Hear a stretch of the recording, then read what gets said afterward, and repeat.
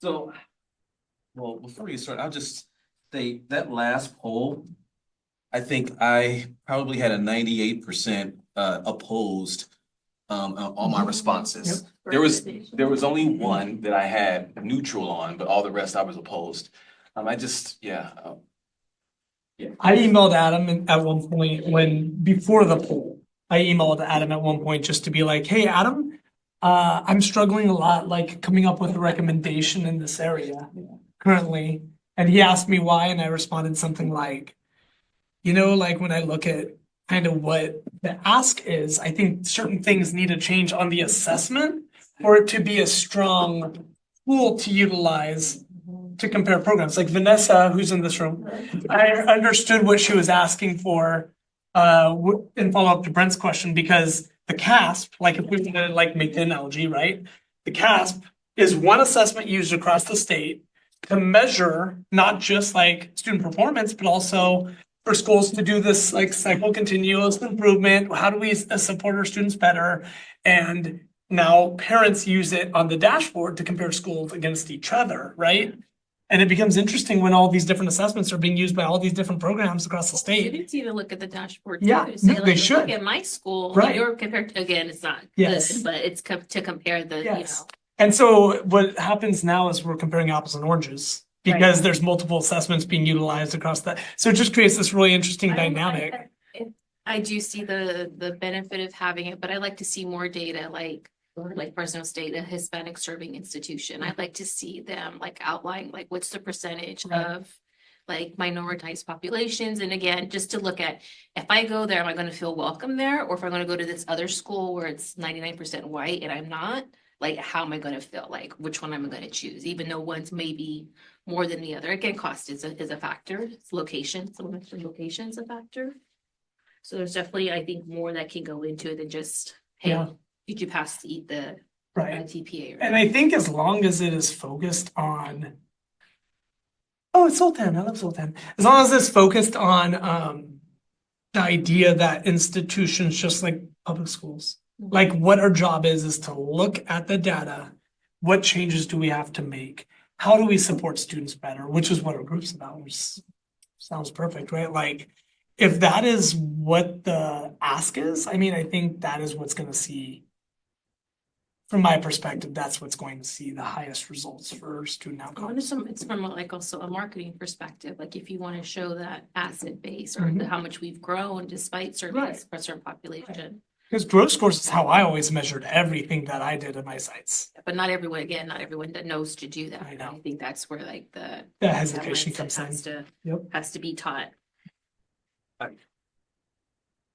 I'm against making stuff like that public, only because the general public really doesn't understand. I mean, there's difficulty in understanding what the results are. I mean, anytime you look at data, there's going to be a misunderstanding. It can be misinterpreted. It can be manipulated. Candidates aren't going to use that information to determine where they're going to go for a credential. I mean, because you take into consideration finances, geographic location, relationships, familiarity, things. They're not going to look at this result and be like, oh, that school has such failing results. I'm going to travel over here to go to this. No, I mean, I don't know. I just don't understand. I don't see the benefit. I think the confusion, the negative outweighs the benefit of making stuff like that public. And especially if you have what is considered a somewhat flawed assessment. And that's what I responded to Adam is like, that was my number one fear. Yeah.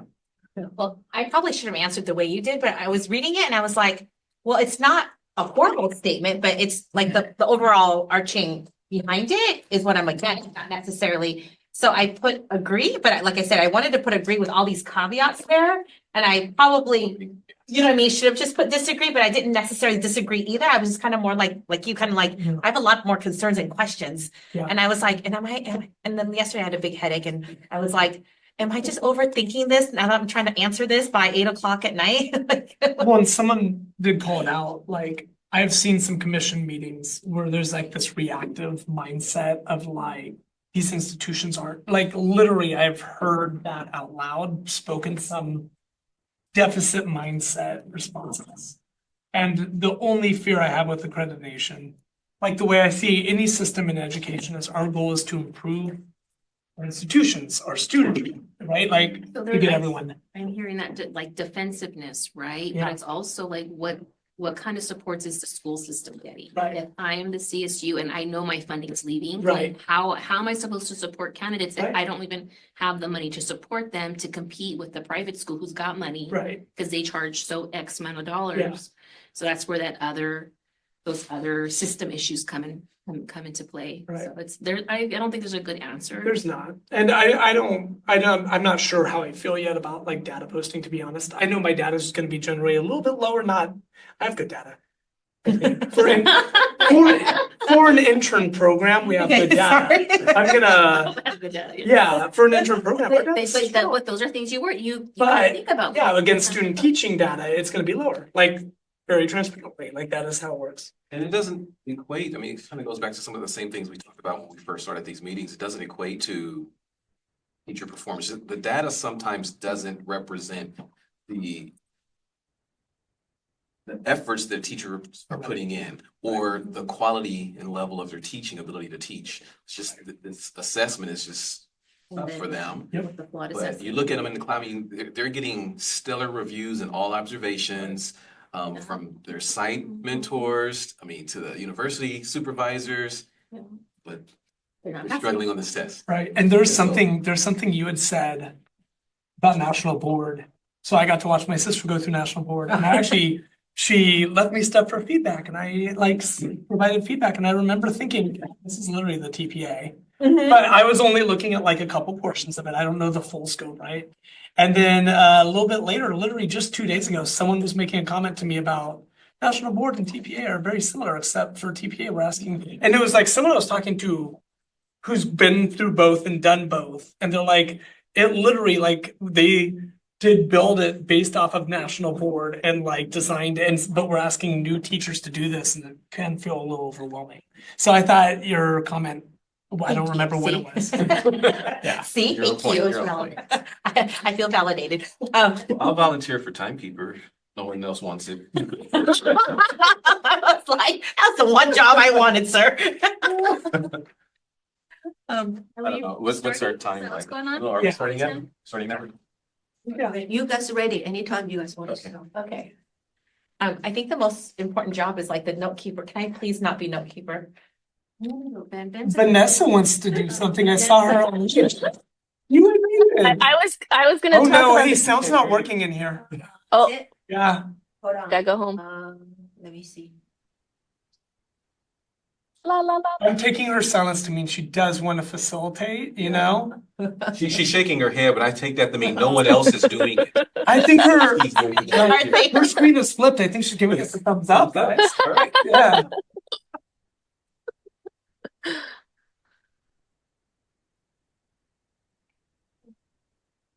Yeah. Vanessa's like, oh, well, I can't unmute it. I can't do anything. Can't participate. I'll do it, whatever you guys need done. I'm happy to fill in. I'm also happy to do nothing. Just gonna call that out too.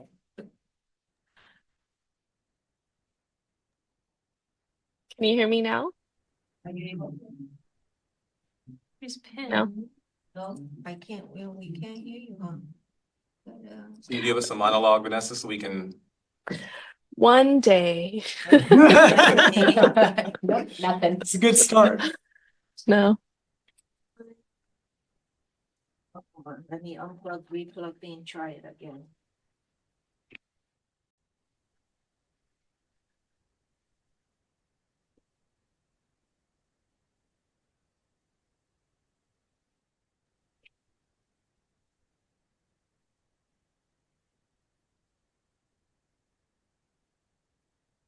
Can you try it again to see? Can you hear me? Nope.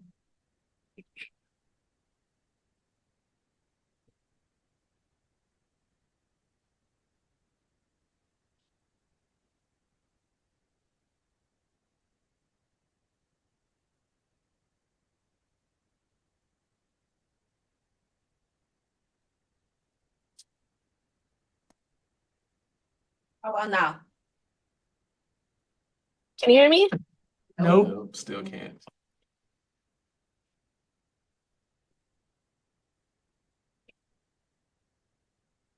Try it again.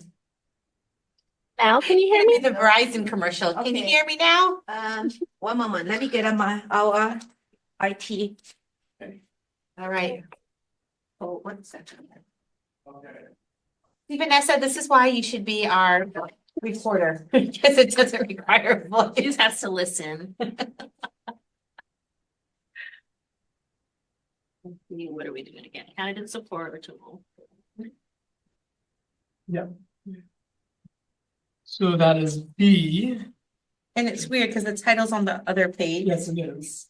First on page 8. I mean, it says it on page 7, but on page 8 is the actual. Is there page, did you number it? There's not. No, it's in the bottom center Oh, where okay. it says RDI TPA 4. Oh, got it. Okay, thank you. I see it. Okay, so improve candidate support.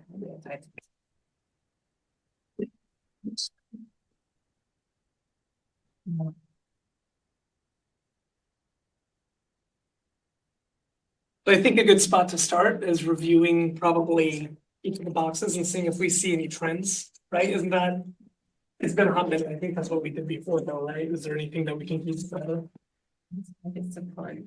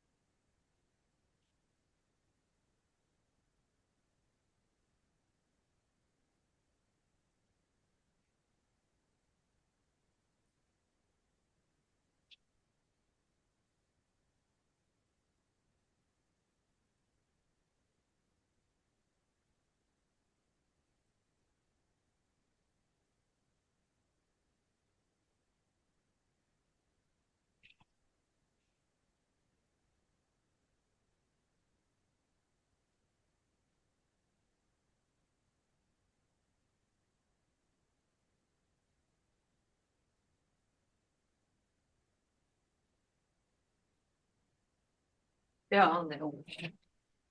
Sorry.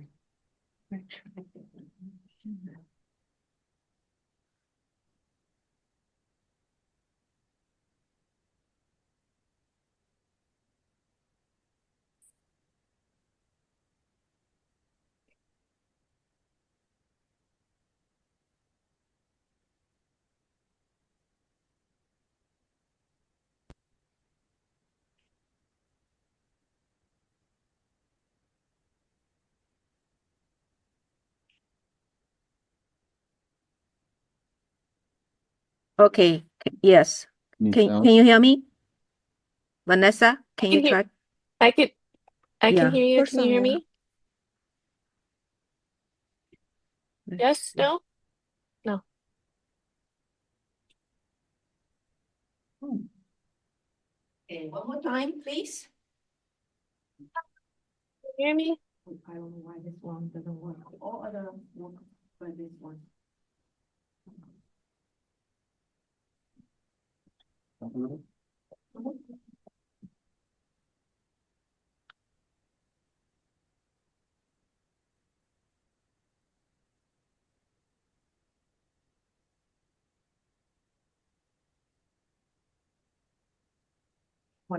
Work group regarding intern-specific TBA candidate supports. So I did not write this, even though I am from an intern program, but it's basically saying since interns. So historically, data-wise, intern programs have lower scores than student teacher or residency in terms of passing. And so they're recommending an intern program like, hey, what's going on with intern programs, I think. A work group for that.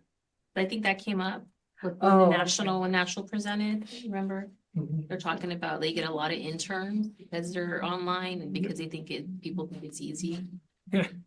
I think it's a lot of work. Yeah. Oh, okay, I see. That's what I'm saying. I'm like, huh? We can't hear her. Because most TPAs are completed by beginning career teachers, then by people like adults coming back. and coming on and on and on internship. Well, special ed has a lot of interns, so we see a lot of turnover. Yeah. That and it's not good. And I think a lot of it, if you think about it, interns. So like as a student teacher, I didn't have a TPA or anything. And I thought about it, I didn't have an APA for admin either. It didn't exist. But I looked up the date to be like, did I do this? No, I didn't.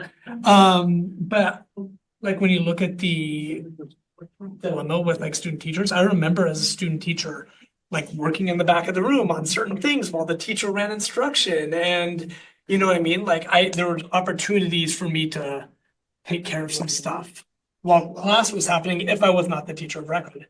The problem is for interns is they are teaching the full day and then they're grading and go to IEPs and they're still going to SSTs, classes at night. prepping the lesson plans. And then on top of all of that, They're they have being all the coursework evaluated. Yeah, they're being evaluated by their principal. and the TPA. Right. It's No, I went through that route. Well, it's an area like financially, it wasn't it for me. I remember, so I student taught at first and then my mentor teacher quit. So I got replaced into an internship. And if it didn't happen, I wouldn't have been able to afford my apartment. I was like behind on rent. So Yeah. I understand the I'm need. assuming this is before you had children and before you were. Before all of that. Yeah, no, I was just single person, like just Yeah. trying to Well, student survive. teaching is free, so unless you're able to afford We student take teaching. student Right. loans out traditionally if you're. They had loans. Yeah, you And take we had the student Apple loans grant out. back in the day to pay them I off. got the Apple grant Yeah. too. And the other one. The Apple and the special ed one. Yeah. High one, high risk or high whatever. Yeah. Got those two. Pay off my student loans. But it was like a real rough time. And so I understand why people choose internship. I really do. Like, Well, in special ed world, it's also, there's such a shortage I that know.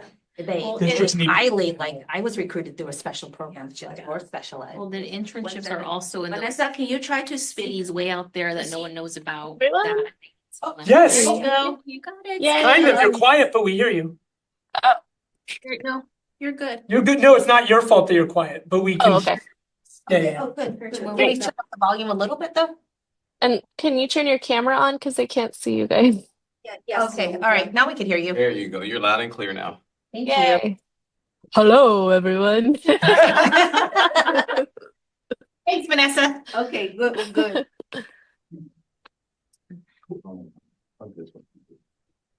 I was gonna say earlier, I took the CalAPA and I feel like it's more relevant to administrators in practice, which was why it feels different for candidates. Got it. Like Yeah, I was just understanding the data and why you're doing all of this has relevance. And Yeah. for candidates, teacher candidates, it has no relevance to them. They're gonna forget it and move on from these kids, right? That makes sense. I was wondering 98 to 100% pass rates on first attempt is crazy high compared to what we're seeing. Like when you looked at TPA, which is the ones we use, it was like 75% was like the average. I think their First time cohorts are pass rate. smaller too. Typically their cohorts are like 20 Yeah, that makes compared sense. to like others that are hundreds. Yeah. Could be hundreds. Typically, those programs you have to get recommended to get into there. You have to have a certain amount of time in education, and like there's a lot of different factors that make it more meaningful, I think, Yeah. to candidates. Timekeeper. What are we doing Wait, with time? Are we focusing on? I can take the notes. I'm Are happy. you sure? Yeah. Okay, thank you. Mine no longer broken. Oh, that's You right. want to spin on each one of these? Oh, what's the other roles? Now I feel guilty. Facilitator. So, you could be a facilitator. Oh, you can co-facilitate with me. Yes, we'll do Okay, it. we'll co-facilitate.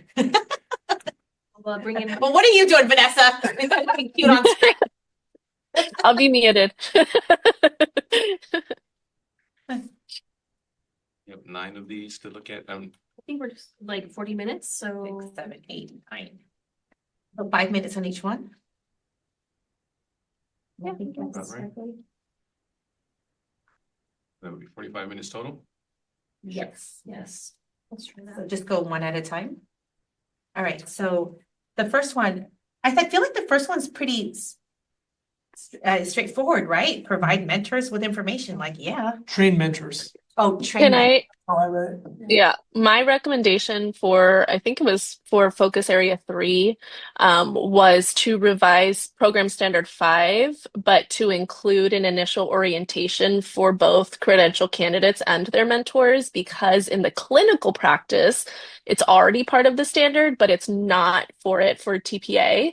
So I think kind of many of these can be eliminated by providing that.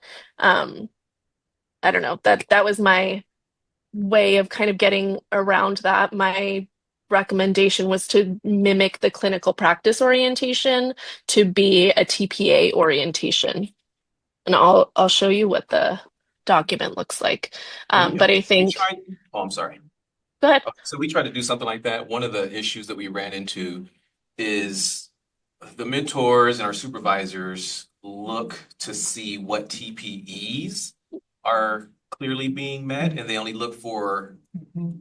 random TPEs at different times. Yep. And so it doesn't always line up with the TPA expectations. And so there's a little disconnect.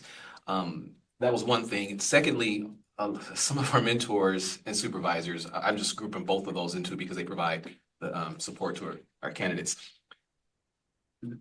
They felt uncomfortable because they felt like they had to learn more information. They didn't look at it as an ability to support the candidate. They looked at it as, oh, I got to do more. Uh-huh. And some of them were really hesitant on trying to familiarize themselves with the TPA expectations because to them it was a whole different learning curve. Do they get an extra stipend or anything? Depends. It depends, yes. Ours do not. So Oh. ours are doing it out of the kindness of their heart, which makes it difficult. Right. Well, and it's in the collective bargaining agreements if they do or not, and it's hit or miss on the district. We do provide a very small Like stipend. 1,000? Not even.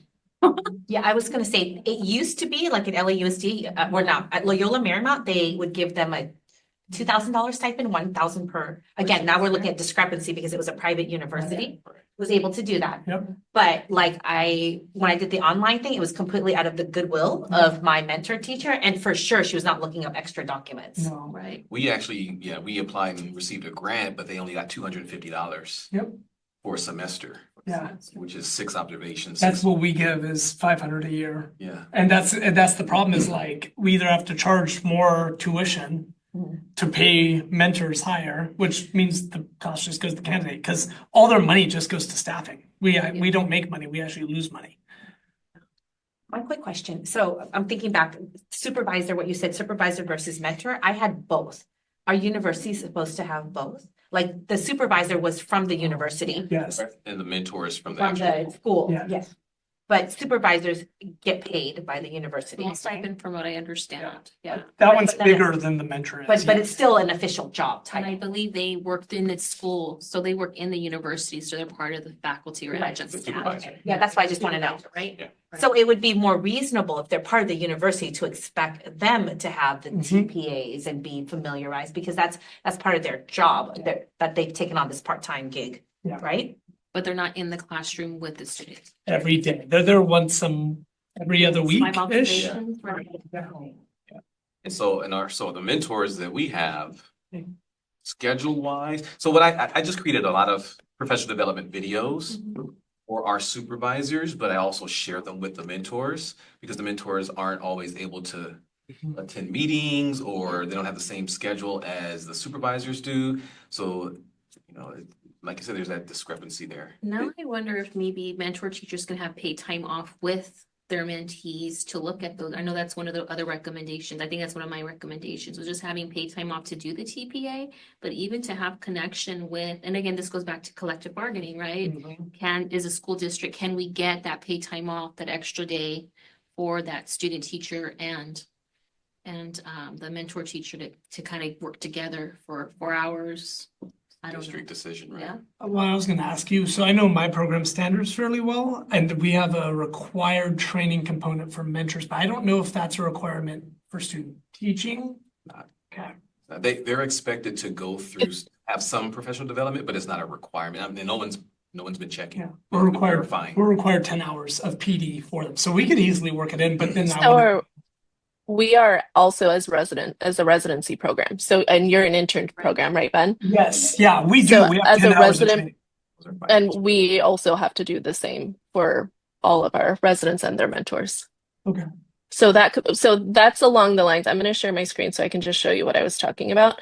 That's along the lines of what I was saying about the initial orientation, not to bombard, like you were saying, Devin, the mentors, but there's a portion of clinical practice already that says the program provide here initial orientation for program supervisors and district, all of those things. I think that this is the statement that needs to be put in standard 5 for all of the potential teacher candidates so that they understand their role and expectations for the TPA specifically. I agree with that. And that's when we do that. So we do have an orientation Mhm. and that information is in that orientation, or the orientation does include all of that. So That's what, yeah. so Okay. standardizing that would be a good idea. We can write Yeah. that in. Yeah. That's what we want to do. Okay, talking about things being interconnected, we just talked about how like the TPA is interconnected with the accreditation of teaching institutes, right? But then we're not, I'm not just opening up a can of worms, but like now we're talking about like school districts, because school districts is where the teachers are going to be. Like, is there an accreditation for, like, are we able to influence the accreditation of schools? Because some of the stuff I'm looking at and putting notes on has to do with the school districts themselves. Like you said, the X time, that's school districts, but that's where the teachers are. And then I also wrote in here, I'm jumping ahead a little bit, Vanessa, but like new teachers are being evaluated. That's part of the stress that they're under, is they're trying to do all of this, take classes, pass the TBAs, get their credentials, at the same time being evaluated by their principal on site. You know what I mean? And mind you, everyone's looking at the standards, the California teaching standards. And I'm just thinking, like, I feel like it should be waived if they're going through TPAs trying to pass the TPA, right? And they're teaching and they're getting all this mentoring and all these things. Their goal is to get that credential and be a good teacher, which is what we're trying to measure with the TPA. So I feel like that layer of school district evaluation should be just until they get their credential. Does that make sense? So that they I can, think we're working in different systems. I'm hearing Right. student Oh. teaching in general, where you are a free agent, you just, that's part of your job. I hear Vanessa's program where it's a teacher residency program, which is different than an internship program. In mine, they're teacher of records and getting tenure during those 2 years. So if you waive their tenured teacher without like an evaluation. And then I see the system, school district in then- there having to work in these different systems, Right. finding a mentor, a school site, like it's just, it seems, I don't know, just disconnected. It's interconnected, yes, it's still disconnected because the Right. systems that are at play different ways, And I right? think that's why there's the recommendation for intern-specific work group or intern-specific candidate supports, is because it is apples and oranges. The programs literally are apples and oranges. right. They're all based on the TPEs. That's Yes. what they have in common, What but they- how it's actually operationalized, it looks different. It's like having a ball, but playing baseball different, softball different, all these. There's different There's a rules. ball, but Right. they're all play different ways. Right. And I know like teacher residency programs have with research showing that it's an effective way, Mhm. but not everyone is able to do teacher residencies. So, yeah. So was that on number 2? Sounds We've like all been it 10 should. minutes past the first one. Oh, excuse me, timekeeper. We weren't told until after time that we passed it. Ursula left. Failed. I can say with number 2, the only thing I worry You've been about, allowing me to hop around today, so Yeah. good to see you, Vanessa. Hi, good to the see only you. thing I worry about with number 2, so I am all for release time. I think it's the best PD you can give a teacher. Like, just transparently, I did this with my staff as a principal. Hey, you get release time to go observe other teachers. Fill something out while you're doing it, and I gave them something to fill out, but like, go learn from them and steal something from them, right? Like, the only issue I can see globally is 2 things. We just came, I was also an admin out of COVID, and that was a really interesting time to get a sub. Number 1, and then number 2, we're messing with school district dollars, and I worry about telling a school district you have to reserve this amount of money. I don't know the implications of that because I don't know everyone's. Interns, this is how it's like, so I always felt, I was on it, I I work in special education, so I've seen a lot of things. Like if you're willing to take this person on an internship because you need them, Yeah, then I feel like you should have some buy-in. Yeah. It shouldn't just be a take. I I agree. need you to give something. And again, it doesn't have to be reciprocal. I would hope it's reciprocal, but I feel like that's how sometimes what they do with teachers with internships. These are people who want it, who have a passion, who are from the community, who are doing the paperwork to get an internship, and then they have that barrier of the TPA. Yeah, They have the barrier of I didn't know I had to run a classroom, and I'm new, and maybe I've never worked with students with mild severe disabilities, but I have a passion for it. Now I have 10, 15, 20 by the end of the year because they just keep popping them in. Yep. So like I said, all these You're little right. barriers. So just for understanding, because I work with multiple different programs and all of them function differently for your intern program, do the districts provide an intern-specific mentor? Because, no? It's the same thing like with, it's the university requires it. And then the intern will, if the intern can't ask a teacher, they'll tell the principal, I need this filled out in order to be an intern. Then the principal, my principal asked me, Linda, I need you to be this teacher's mentor. I need it signed off. You said no. Well, who else would they go to? They would have to find someone. If not, that paperwork isn't fulfilled, then that person can't physically be at the campus. it's Sign. kind of MOU that they have to have a mentor, and it should theoretically be on site. The problem then becomes each collective bargaining agreement. It becomes really interesting. Some schools have a collective bargaining agreement where mentors get paid by the school district. Some do not. Some have, right? And so all of a sudden, some have to go through collective bargaining to provide a mentor.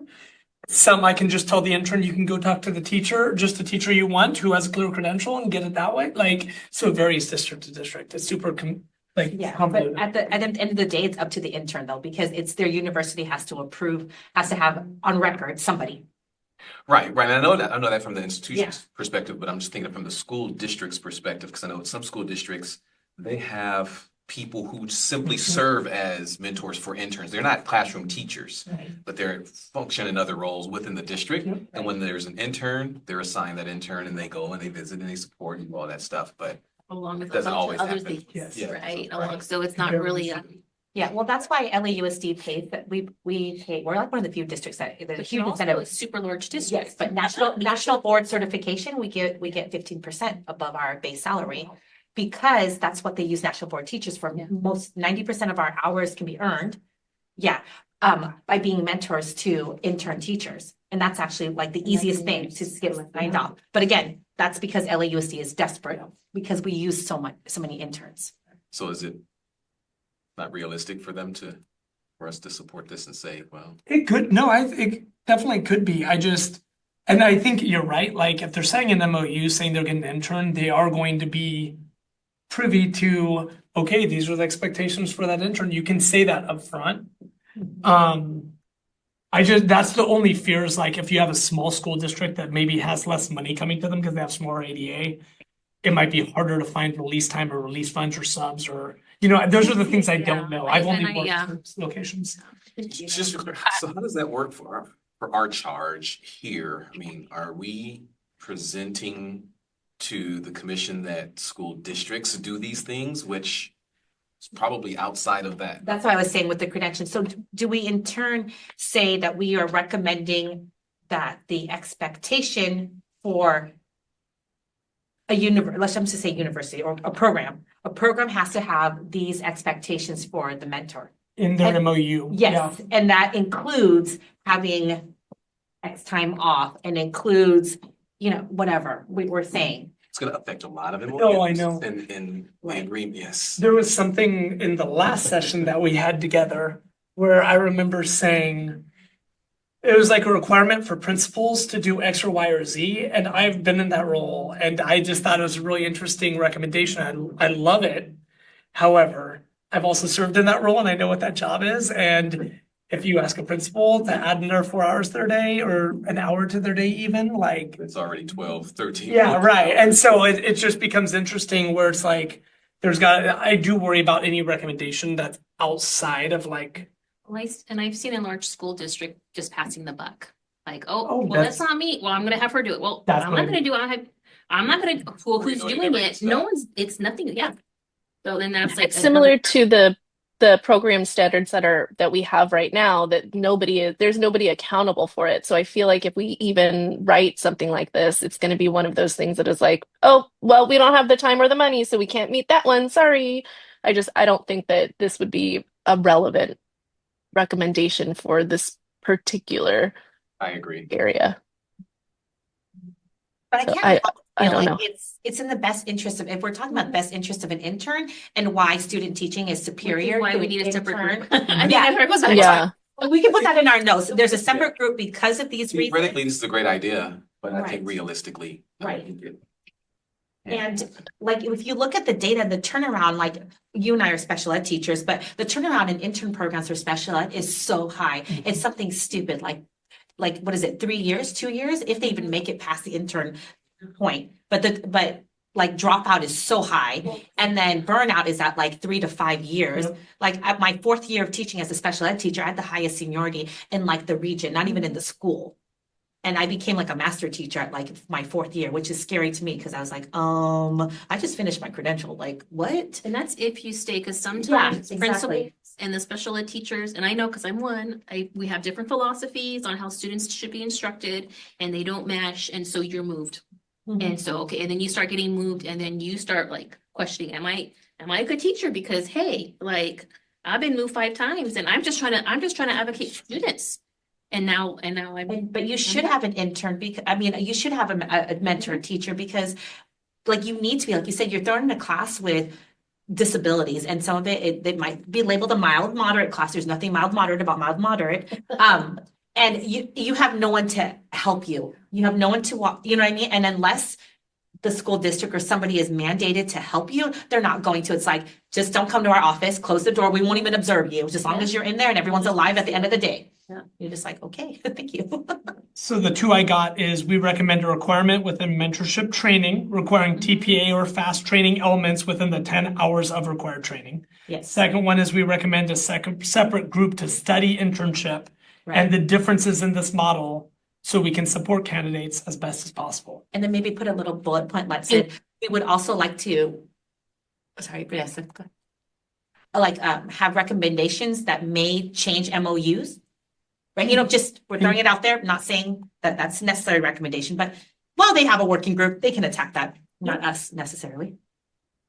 And going back to the accountability. Go ahead. I wanted to just make sure that you don't include the 10 hours because that's not global for everyone, Got it. but saying initial orientation training or something element. like that. Yeah, the reason why I went to initial orientation is because it's already in the document that we're looking at. So, but I worry about giving the 10-hour part of it. Yeah, I worry. I know what you mean. All right, so we got 20 minutes and we got 2 done. 3. I pulled up for the next one. It says review program standard 5B. I pulled it up so that I'll share my screen so we can kind of look at it together. So I'm uncomfortable with that word acceptable. And one of my recommendations that didn't make it to the list was to revise the TPA scoring rubrics to eliminate general, vague, or confusing terminology. And acceptable is listed in there a lot. And I'm like, okay, well, as an assessor, how do you determine what's considered acceptable? Yeah. All right. That's very, So then let's write that in our notes, that acceptable needs to be defined. And his Yes. yes, revise. The word acceptable means to eliminate all those things that you just said. The list of supports, Vanessa's got them up right now. It's really interesting when you look at them. If you look at the difference between required, not required, and then acceptable, and then also if you even partner that with what we're told from like Pearson and CTC of what we can or cannot do. And I mean, if you scroll down, if you go to the unacceptable ones, I'm really uncomfortable with those. I mean, it's just. Yep. It really hinders someone's ability to effectively support a candidate in addressing the TPA. Well, I think it's the way it's worded, because I can't help but think of the rubrics we use for national board and how they're written compared to what I see here on what again, what they're looking for in a national board submission. So acceptable supports are those things that programs can do for candidates. The rubrics are what the candidates have to do to meet competencies. Right. Can I ask one question? Sure. So when I was looking at the timeline for that candidates see in terms of TPA, one of the steps on the timeline says, go to your coach and get critical feedback on your TPA submission before you submit. Yes. Like where they are leaving feedback, the impression I have when I read this is that means now faculty and coaches can provide feedback to the candidate. Yes, and they Constructive feedback. They absolutely should, and if they are not, that's a derelict of duty. Right. Have to get back. No, it says before No, submission. before you turn it in. It says before submission. So in the. I've been told I am not. I literally have been told in like TPA, in the TPA trainings before you were here in this role. I have been in those trainings where they say you may not provide feedback or recommendations or suggestions. What you cannot do is say, you would get a 3 if you left it this way. What you cannot do is say, you know what you should do? Yeah. This. But what you can say is, do you think that that meets the? Yeah, you can ask questions. You can't And get if the, feedback. oh, no, but if the candidate says, yes, I think it does, you can say, why? That's still a question. And right? then, when they give you that, then you can have a conversation. Okay. Feedback does not mean you can just go, right? You have that conversation. Yeah, we do the Because questioning. I was faculty in the UC, and then I was a coordinator for intern programs, been a Cal TPA coordinator for 5 years. I have never allowed a candidate that I knew of to submit without sitting down with me with their submission, going through the entirety of it, watching videos with them, reading their annotations, and allow them to submit that same Mhm. without my stamp of approval. I just wanted to make sure I've been trained I can only ask questions to get them to I think reply. that's it right there. That's it, the You can training. Coach them. Yes. That's exactly the yes. same The- thing. the- We know that Yeah. Ben is a fantastic teacher. What we need to know is that candidate X is a fantastic teacher. Right. We don't need to know that you know how to do the TPA, but we need to know, but your role I agree. is to coach folks. I understand that. And so 100%, I also understand coaching. I was an instructional coach. I understand asking questions. But I'm wondering, it says provide feedback, which is not the same as asking questions. Those are two very different, coaching is different than feedback. Would you not disagree? Yes, so what I would say is this. When you coach someone, right, you have to put them into, they have to be in a productive struggle.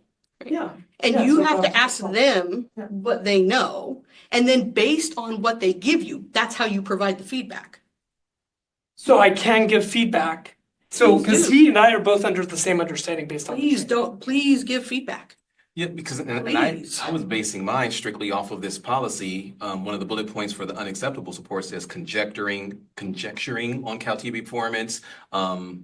Saying, if you leave it just like this, you got a 3. Also Perfect. describing scenarios. Oh, no, I don't We're told we can't describe scenarios or hypothetical. If I were hypothetically doing this TPA for you, I would say that the goal should be this. Right. But it's not clear. I think that's the recommendation is it's not clear because I'm hearing two different things. And again, this is not my role, but as an outside observer, I'm hearing two different things. And maybe this just needs to be more clear so that it is clear. Right. I don't want to So, keep the Agreed. answer. So I Because want to be able to say, hey, like right here, like other than what do you notice? I want to be, if they're not getting the point, I'd like to be able to like, Absolutely. Or even And if I would, coaching. if I was working with a candidate who is struggling in their planning to address the needs of the English learners in their classroom. And I would say, well, what do you have? What information do you have about these kiddos in your classroom? Oh, well, these are their LPAC scores. And when I talk to their cooperating teacher, she's been doing this. Okay, well, so based on that information, what do you think are next steps? I have no idea what next steps are. Right. Okay, well, let's look at some resources. Here is this book about great strategies for English language learners. Here are the standards for ELD, and this is how to read them. Here is 2 strategies that I'd like you to try tomorrow. okay. Try those. How do they work? Because we're talking about the content, the what we do. And when we talk about English language development, it's how we talk about it. right? So let's talk about how those come together and let's have a conversation about it. Now, you go and you try it in your clinical practice, come back. Okay, what do you know now? Okay, now let's go back to this TPA. That- What can you put in here? And I'm gonna push back a little on that example. I get what you're saying, and I'm glad you're making this clarification because I've been doing this for a few years and I've consistently been told the same thing. But with that example, there's that timeline doesn't always work with Right. as far as try this in your classroom. So it's like, okay, we have this many weeks to complete cycle 1 and cycle 2. You have all of these narrative documents, all of these prompts that you need to respond to. It's not realistic to say, go try this, because it's like, okay, well, what am I supposed to do in my video? You know, and so they're stressing out about, you know, and I do a lot of what I call counseling. It's like, you've been doing this already. Cal TPA is not asking you to do anything you haven't done before, like, you know, same thing. But yeah, so thank you for. Well, the design And of if I the could- TPA is to be, sorry, go ahead. That's okay. Go ahead. I want to hear what you have to say. It's designed to be done over 4 to 6 weeks. It's not designed to be done both cycles if you're doing Cal TPA in one semester. And if you are doing them both in one semester, then I can see why it could be a very big challenge. So that is an institutional decision that needs to be looked at, and how, because clinical practice is supposed to happen over the arc of the program. So depending upon, you know, you have interns, ed sped interns, at a district intern, they have 3 years to finish all their stuff. Multiple subjects folks, 2, in an intern in a university, 2 years, right? So you would say maybe you attack, you know, one cycle, if you're doing Cal TPA, one cycle in one semester, one cycle in another. Ed TPA has a different timeline.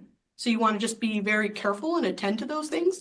But if you have assignments early on in a program that are alike to a Cal TPA, then you do have the time in that space and you can hearken back to that information. Remember that class we took? Preaching to the choir right now. Those are all the changes that I work to implement. Mhm. Yeah, and I, And it's if- essentially because our ed specialist candidates have a 100% pass rates, interns and teachers. On the first attempt on the Cal TPA, were multiple subject, single subject, don't. So, Such a program. sorry, Vanessa, go ahead. That's okay. I can't see who is speaking. Oh, sorry, this is Marissa. That's okay.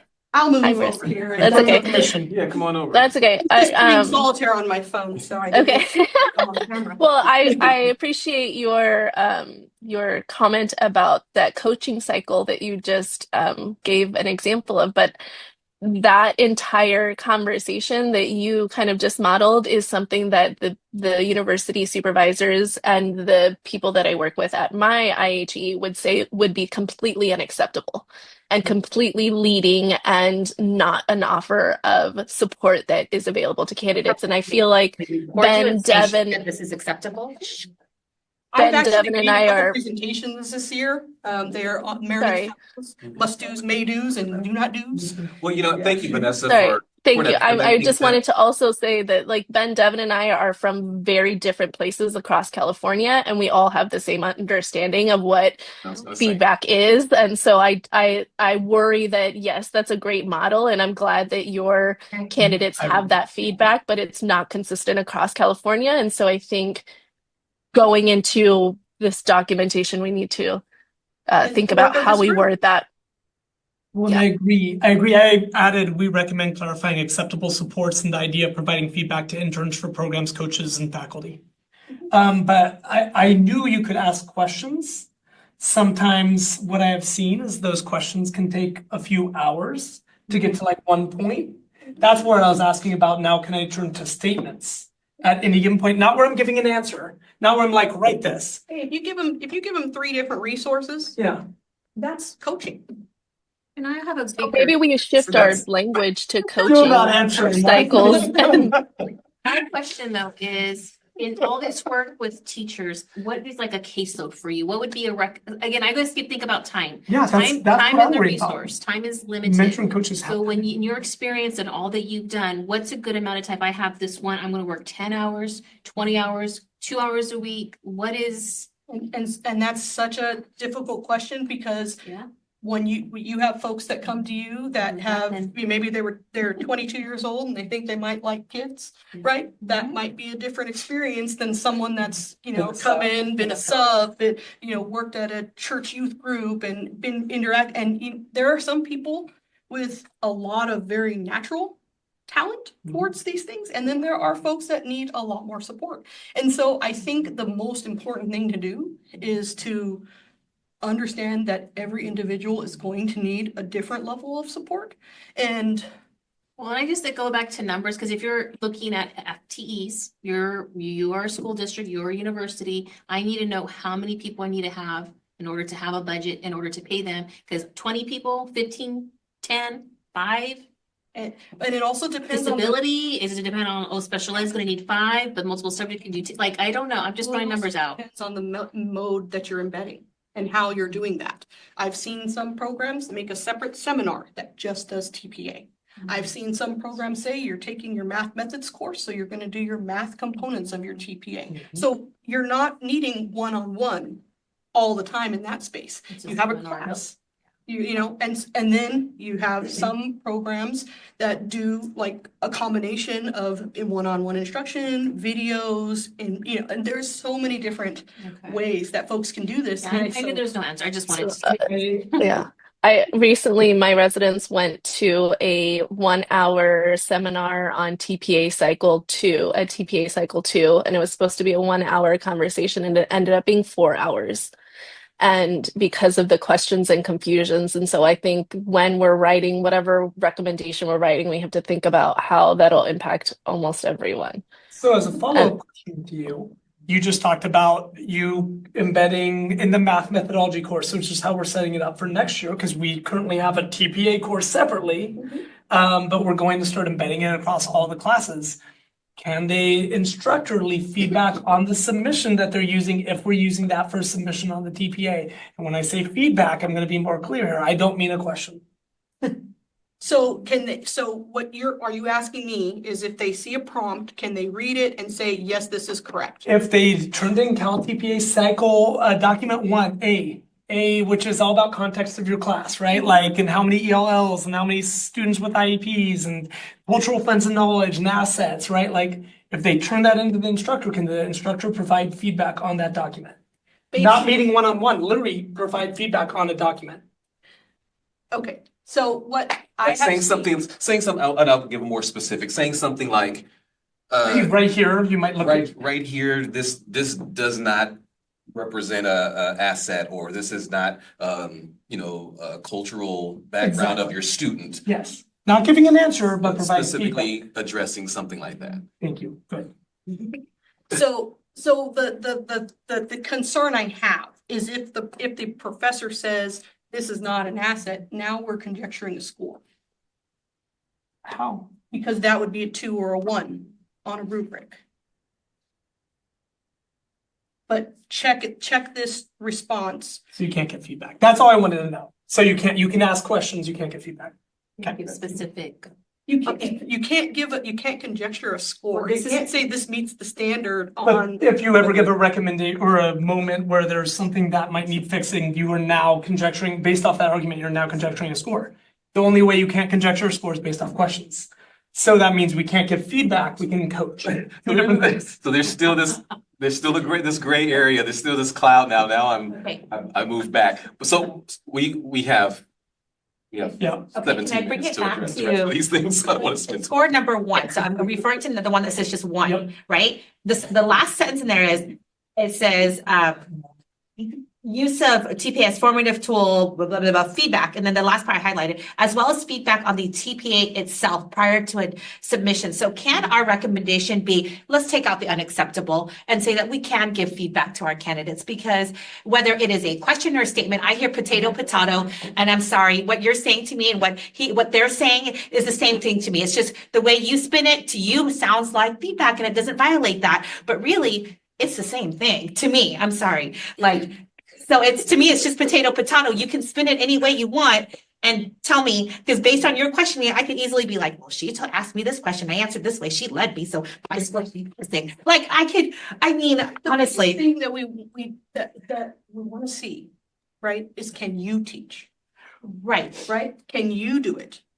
right. And I'm just saying Not that is, I can do it. right. And I think that's part of this, one of the purposes of this entire work group is that the TPAs in and of themselves don't align with that. They don't necessarily take into consideration what makes And a learning great as you're teacher. going. A lot of the focus has been on how you complete these prompts. And so I think that aligns itself with what we're trying to do And here. she's calling out learning as you're going, meaning formative. Like if a student in my classroom, and I taught for a very long time, if a student in my classroom was doing a project, because I did project-based learning, I would provide feedback on the project and they'd still have to perform, right?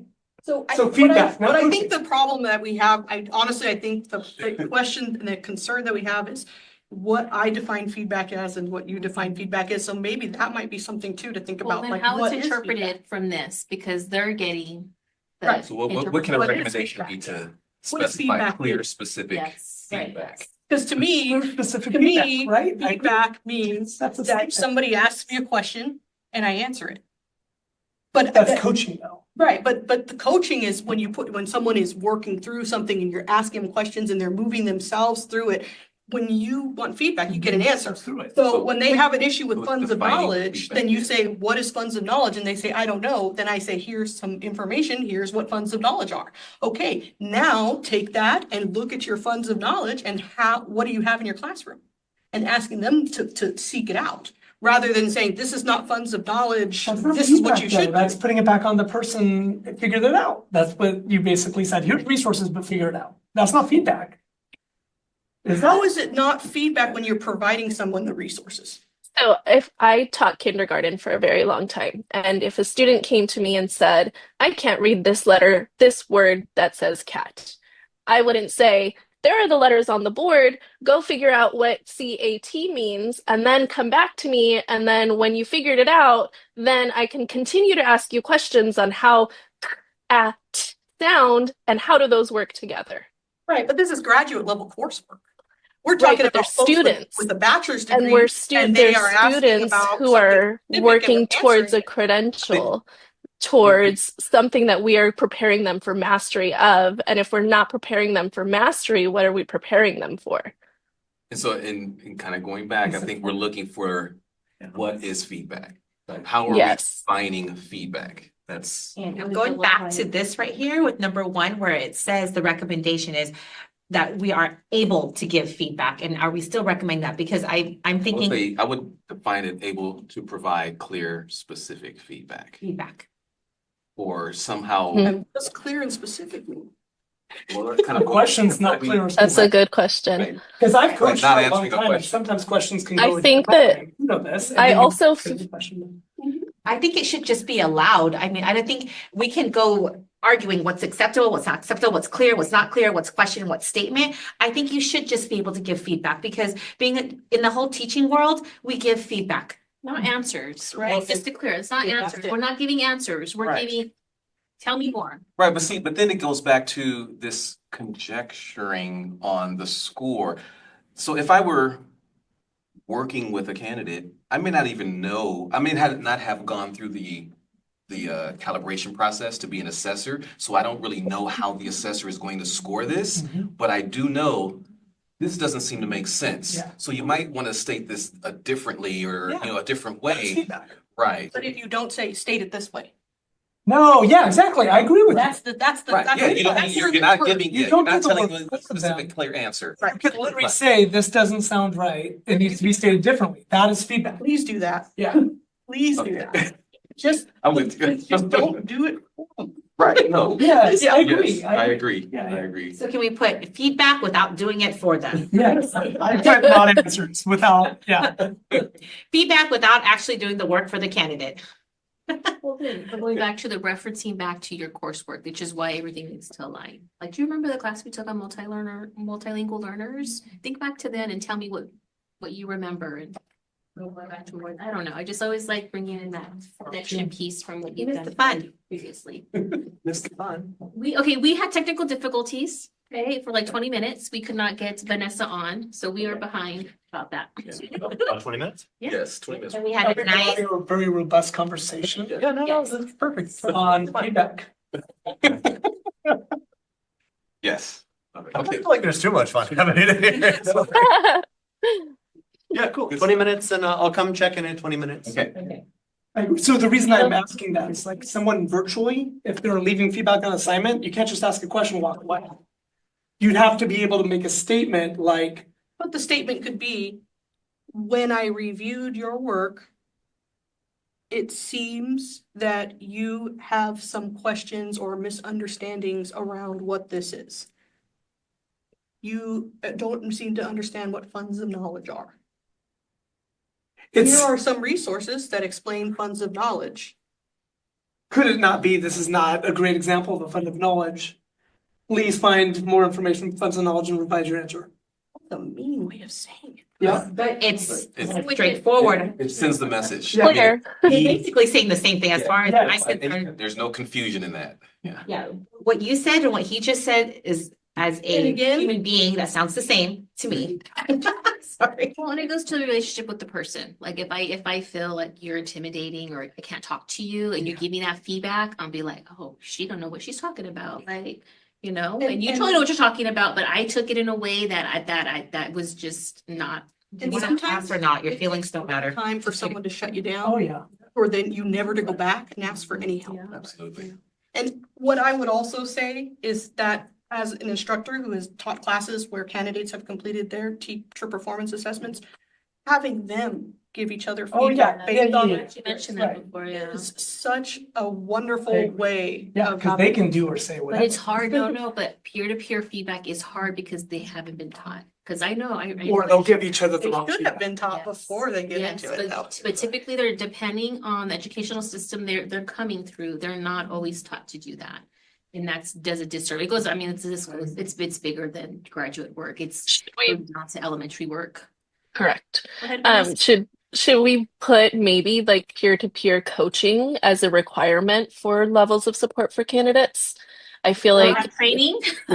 Well, No, you're right. No, in you're my right. classes, Never I mind. require, it's a requirement in my classes. The classes that I teach, when I go over the TPA, it's a requirement. They have to. And And when I did create the games and calc, activities to help them do that. Like I have a bingo thing. I have what I call a scavenger hunt where they're looking for each other's, giving each other feedback on responses, looking for specific words and content. So I think, that's a good idea to include that.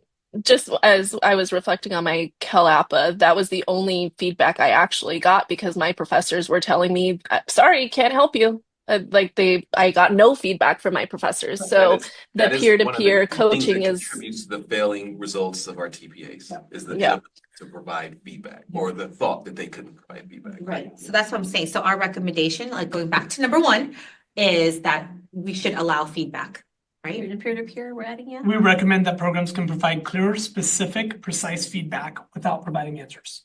Yes. And this can take in the form of from the instructor and from peers. If you want to put that in Cooperating parentheses. teachers. And whatever, and all those stakeholders. Yeah, all folks should be supported by a triangle, right? They should have their instructors, they should have their faculty mentors, and they should have their cooperating teachers. Yes. and I was just thinking about our first recommendation also about the orientation, and I think maybe it would be good to include it in this activity constitute required forms of support for candidates, then it should be initial orientation would be one of those levels of support. Say it And one more just time. thinking out loud, Say it just again, adding the bullet point in under this as opposed to adding the bullet point for required forms of support would be an initial orientation. That would be a requirement. Under a required, I got you. So when they edit this, who would edit this? Who would edit this document? And when would it be done? CTC. That's the commission, yeah. Yeah. Is it like quick, like, hey, I'm just gonna add something real quick, or does it have to go through? By the commission, okay. Yeah. So it's a recommendation that can be added and maybe adopted when they go through all this stuff that we're doing. Yes, if you're making recommended changes to the standards, it would probably go forward when your recommendations go forward and whatever action the commission takes, then it would be updated. And then what is that adoption usually, like October? Is there a certain time of year that it's adopted, or it's like, oh, it's January, it'll be the meetings, February, we're gonna have it adopted in March? We have commission meetings about every other month. And I think on the schedule for these meetings, there's a meeting where commission's gonna take action. It might be in April. or June. Action, that's what I'm not sure. Action, I okay. think that's what Adam was showing us earlier today. That like he was showing some sort of frame or like table of like a timeline of what the CTC was going to do with our recommendations, Yeah, right? getting initial recommendations in February, early February before we meet again. And then if they're adopted, then the universities find out and then everyone knows, or how is that kind of roll out? It's gonna be a Oh. Usually when there's a change in standards, we would issue a program sponsor alert, which is the notification to all of our approved programs, and it'll be on our website. I would like to say that our timekeeper has failed again. He said we got till 4:30, but that's. 4:30? Okay. You got- Okay. So we're on number I've been 3 of mentioning on the 9. I've been hearing it, his alarm go off. Thank you. Yes. All right. I missed your alarm. Linda, take a beat pill. Just say, I'm taking over as. Facilitate. Can I just add, when changes to standards are adopted, typically the commission would provide technical assistance to programs as well, so they understand implementation. I just was curious if it, just one recommendation, like if that would, I don't know, I guess, like, of course, if you're doing any big adoption, you want to put as much as you can, right? So it happens all at one time, not little pieces at a time, but I'm not familiar with the process, so I don't know. That might be more logistical question for Adam, but typically when new standards are adopted, it's usually as a whole. We don't typically Yes, like okay. little pieces or parts, so. Right, okay. All right, which number are we on? We're at 0.95 now, I think, right? Yeah, look at. 0.95. I was just gonna add for 0.95. That, what is it? When they made that statement about how if they don't pass the TPA, it's the universities are recommending it. They don't have to pass the TPA, that universities do have the option to use other stuff and still make a recommendation for credentials. Did I understand that correctly? And so there's a secondary passing standard option, but they have to be Within a certain score. right, which is usually like 3 points, All right. depending upon it. So then I would like to say that maybe expand that within 5 points, 10 points, or just expand that secondary option. But I don't know if, because they only allowed it that one time, right? Or is this ongoing? Ongoing. It is ongoing. Do candidates know that? Because based on the letters that we've gotten, remember all those Juan Carlo dude? I mean, did he exercise that option? Because it doesn't even look like he exercised that option. When All a these, candidate is within the secondary passing standard, they are notified on their school report. okay, that they can't just, and then it And says we that, reach out, like institution, I know it varies, I'm sure, but like, I imagine most institutions reach out to the candidate to say, hey, you met secondary passing standard, there's still something they have to do. It's not a whole TPA cycle. right, but what is that? Is The it, big thing is now it's in the program's purview to say, you know, you didn't pass the TPA and you haven't met the standards here. Maybe you need to do something else, or they can say, you know what, the example I had was, I had a candidate that I recommended with the secondary passing standard. She was a tremendous intern. I observed her 24 times over the course of 2 years. When she did her TPA 1, she lost her steam on her reflect and apply. okay, But she scored really well in all the other spaces. So I was able to gather data and 24 observations, straight A's in all of her classrooms, or all her classes. Recommendation from her principal and superintendent that said, we want this person to remain as a teacher. And use that data to say, yes, we're gonna move forward. so that's what I'm That's the other asking. step. All right, then, but it's still up to the institute though, to Yes. do that. Yep. But the interns do know that that is an option and that's something they Anyone can. who gets a secondary, anybody who falls in that window, yes, they are informed of it by, in their school report, and their institution is also informed. And even before they even complete or begin working on the TPA, they're informed that this is an option. If you fall between the score, and you technically fail your TPA, you can still do the secondary. So they're informed. They know going into it. And so with that in mind, as long as they're getting 2s, like when you look at the rubrics, I'm gonna be very honest, I think it's pretty rare if someone's not getting 2s or above. if they're looking at the rubrics and whatnot. So as long as they're getting 2s or above, meet the requirement. Okay. Is there a document or anything that you submit to show? Because this Yes. like what accountability is held for the institution afterwards? Because this one is tied to accreditation. Yeah, we turn into CTC a document like when we upload the credential. So it's not even immediately after the TPA. It's when we upload the credential, which means if it was TPA cycle 1, we're waiting till RECA's passed. We're waiting till TPA cycle 2's passed. And then we submit a document to CTC saying how they met it through the program. Is there anything to show how you supported them and how it was successful? I'm thinking of like an SST and like thinking of how we're tracking and monitoring institutions' ability to support candidates and what accountability features or measures are held. Part of that accreditation process will include the expectations on how you, if you're just talking about the secondary passing standard option, or how you do. Just in general. I don't know about for general, but I know for us, like the secondary passing standard option, they have to have a letter of support, whether it be from their mentor or their supervisor, attesting to whatever specific rubric area that they were, deficient in. They have to provide lesson plans. So they basically have to justify that they know what they're doing, and we hold all of that, and we keep that for accreditation purposes. So if we were ever to come back and look and they say, well, how did you justify giving this person credit for their TPA? Like, okay, well, this is what we have. This is all the evidence. This is everything that we have to affirm that they are a qualified teacher. I don't know if that's Is what there your question is. anything to justify the levels of support that you've given were adequate for a passing score? Is my question. I think that's what this kind of statement is asking, like what accountability measures are programs should demonstrate the accreditation process and how they're supporting TPA candidates through completion. So there's nothing like that now. No, that's a part of accreditation. It is part of accreditation? Yeah, we have to Okay. explain what our TPA cycle is and how we support candidates throughout. So, At least. So what should we say for this? so for I'm just 0.95, that one, I was Yeah. thinking we keep it the way it is, right? Because we do want candidates to be supported until they get their credential, but also adds a statement in there that includes the secondary, that they are supported through the entire thing, including secondary passing. The way I read this was the first sentence is actually about for those folks who don't pass the TPA but finish a program, how is the program going to continue to support them? Yes, that's how I understand this oh, question. okay. If they did not pass or continue, sorry.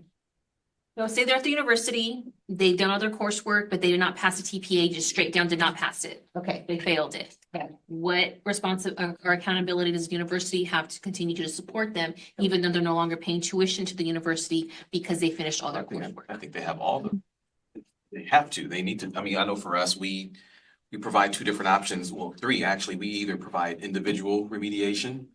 I host webinars, and we have a class that we offer through our continuing education. So it's extremely discounted price. It's like $600. Right. Yeah.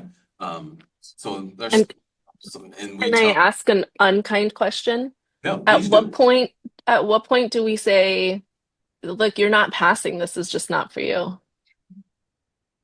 Like at what point is it then like That is the part that varies seems like- institution. And so I can tell you, like, we have an MTSS system. We just met with our coaches or field supervisors last night, and kind of ran through it. Hey, we're going to go through MTSS, and is there anyone that I need to have a conversation with, or maybe I observe them? Maybe I can then engage in a conversation with kind of like what's happening in the field placement. I guess I'm confused by this question because if the candidate is not passing, correct? And they're a candidate that at this point has passed everything at the university level, wouldn't that candidate already fall in the second passing? You know what I mean?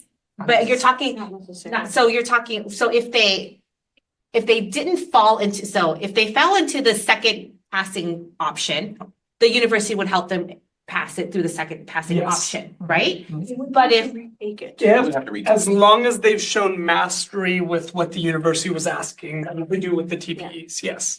right, but we're talking about someone, if they passed all their classes, then that's saying that the university has recognized that they're there, because you wouldn't give them an A in a class if you didn't think they were there. Yes, so So you bring up a good point, Vanessa, and fortunately, we haven't been in a position where we have that. Yeah. I think the most our candidates have had to take the TPA was one cycle was probably 3 times, but usually on the 3rd time they've passed. We haven't had anybody fail it more than that. And so I think the universities, the programs have a responsibility to identify some of those problematic areas. I mean, and it kind of goes back to, again, what our purpose is here. But I mean, you bring up a good point, because there are some of those candidates out there who have 5, 6, 7 failed attempts at the TPA, but they were extremely successful in their program, and they were observed, and they had all of the support during that time. So at what point does that end? I don't know. And programs are continuing to use resources on them and when they're not even paying a student. to explain, so on the rule for secondary passing is they cannot have more than one score of a 1 between the nine rubrics? 8 rubrics. And so if they have 2 scores of a 1, it's a fail, and we cannot do a secondary passing option. Okay, so then my question is, or my comment, or whatever the hell you want to call it. Sorry, I'm being recorded. So I'm saying is, if there's a candidate, we'll pretend it's Juan Carlos, that's gotten, let's just say, a 3.8 GPA in his credentialing program, right? He's passed all his classes with A's and B's. The university has given him those A's and B's, saying every single step of the way, he's been an acceptable candidate. But now he's failed the TPA by 20 points. God knows, I don't know. He's just failed it beyond belief, okay? And he's taken it, you know what I mean? What I'm saying is, that's what we're looking at. The guy who cannot pass, or the person who cannot pass the TPA, but has a 3.8 GPA. Okay, so what I'm saying is, it's just, can we just say secondary passing should apply to all candidates? Forget secondary, because if that person got a 3.8 GPA, the university has already said that based on his GPA, this university is saying he's a good teacher because you gave him those A's and B's in every single one of his classes up until this point. Right? And so therefore, all his coursework is evidence that he's a good teacher because you gave him those A's and B's, because he did all the work to get those A's and B's. But then at that point, what are we doing a TPA? Not all coursework is created equal. Right, and then you run into What was credentialing. the point of the Different TPA? institutions is the problem, right? And should they be accredited is another question. 10 minutes. Good job. Oh, so for 0.95. So I don't know what to say for 0.95. I don't either. I'm torn on me- how much continued support should be given. Well, to me, it is. I do think that the institution, for people who, I'm not talking about people who are passing everything and but the institution should be able to have hard conversations with people who do not necessarily are not great fits in education. And they shouldn't be getting A's and B's in classes if they're not a good. But they shouldn't be doing multiple TPA attempts at that point, and they shouldn't be in the institution passing classes at that point, right? Because that's what our Because you have field work, that's a grade in there. So if you're sitting there giving someone an A or a B in field work, you're saying they did a good job in the field. That's what I'm saying. Their GPA should not be a 3.8. But it's not always, it's also work. So you have the coursework they can excel at, but maybe they're just not good in the classroom. Maybe they don't have a connection. They don't have a And we won't connection. So recognize that to the end of the program. when yes, they are doing their exactly. clinical piece. Exactly. But I'm just saying, if the field work is like an F, they wouldn't be on their way to getting a credential. right. Like if they're not I agree. good in implement or teaching in front of kids, I don't know about other, but how many field work classes do you have? I had to take 4 field work classes. 1 per semester. So if the person is not a good teacher and doesn't do well in front of students, that's 4 opportunities. If you get 4 D's and F's in a fieldwork class, you're not even on your way to getting a teaching credential based on courses. So this is like a non-issue. You know what I'm But saying? my program is a 1-year program and a 2-semester program. So field work is 3, 7 weeks long, and then that's it. Right, but if they failed field Separate work, from they clinical would not be able practice. to be recommended by your program, right, Vanessa? Right. If they failed field work. And then, well, you open up another host of issues, because I know last year we had someone who did great in all their classes. They reached their clinical fieldwork piece, like, okay, maybe you're not gonna cut it. They filed a lawsuit. So, institutions are susceptible to that too. And I mean, so there's all those little issues that Yeah. you have to deal with. But again, kind of going back to your point, it's like, okay, well, isn't that why we're here? Let's revise, let's help to try to do something with the TPA that makes it make a little bit more sense and be a little bit more aligned with Right. candidates who are being successful in a program. So that's where all the responsibility on the program. Can we say something along the lines of whatever, that accreditation needs to look at the fieldwork component to make sure that candidates are on the passing rate, or they have everything met before they do this? And also that, Clinical field work is considered. You're supposed to do it in your fieldwork placement. The So you're TPA. not supposed to be done with fieldwork and then do this. So and a lot of times in a one-year program, especially a program that uses Cal TPA, maybe in their first semester, they'll do Cal TPA 1, and their second semester, they'll do Cal TPA 2. And they'll do Cal TPA 2 during their 4 weeks of solo teaching. So their Cal TPA 1 is that space where they get that opportunity to practice, to learn, to do one lesson this way, and then they go into their next semester, and right, the job never gets easier, you get better, right, as you go through it, and that's what would happen in the second phase of student teaching. But then you have some programs that do all clinical work in one semester, or you have intern programs that have 3 years. So there's a big stretch out there of different models. right. But again, bottom line is someone should not be passing clinical practice if they're not gonna, you know what I mean? Even if they're doing it simultaneously.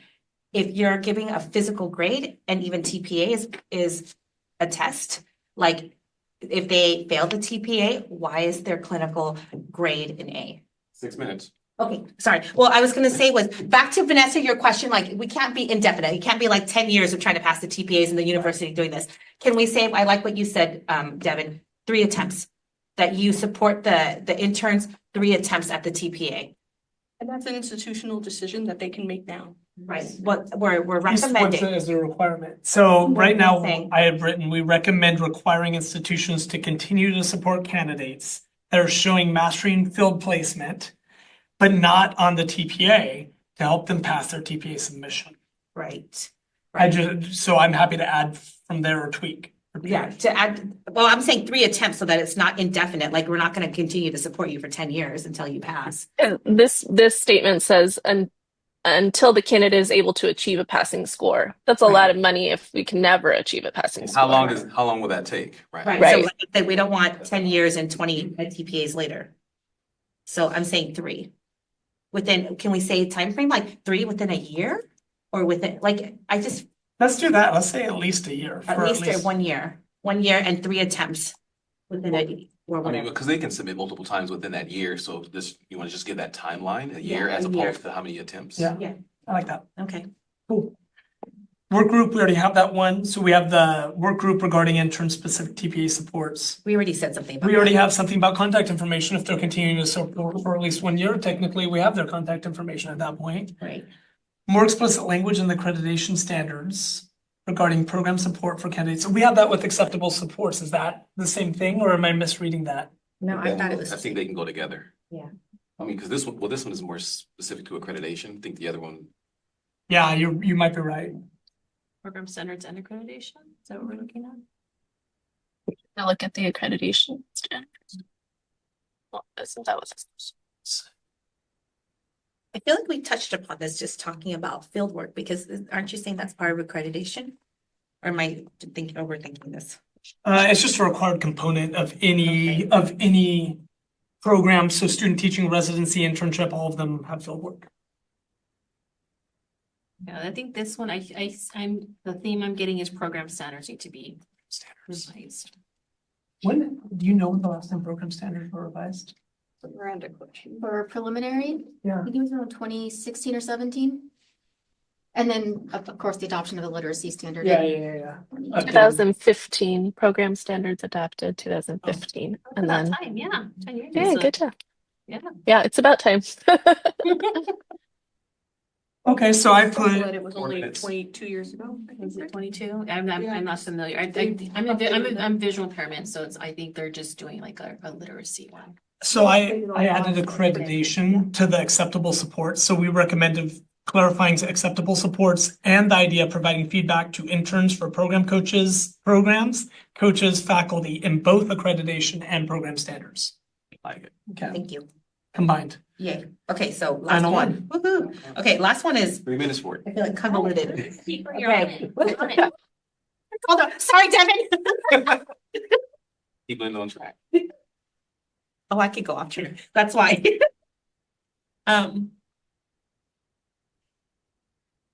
So it's about, so this says there's not a requirement to embed the TPA within programs currently in program standards. Looking for confirmation. 3 minutes. We're on We it. had them. Is embedding the TPA part of program standards or no? That's not in 5, program standard 5. I'm asking, we're looking at the recommendation and trying to make sense of it. It's a hyperlink to, you can just look it up. I'll look at standard 5. Okay, 2 minutes. Got That was not a feedback that we wanted, sir. We don't want the resources, we want the answer. Just kidding. Tell us what you want. Oh, goodness. Program standard I 5. came to the right room. Program standard 5 is the implementation of the TPA. Is the word embedding in there anywhere or embed? No. Mm-mm.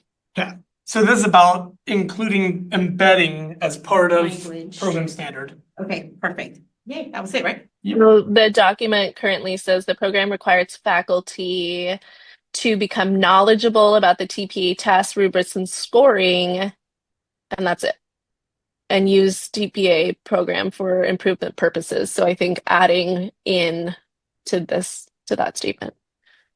TPA is implemented within the program. Yeah. But if you wanted to say specific. I mean, that's the same thing, right?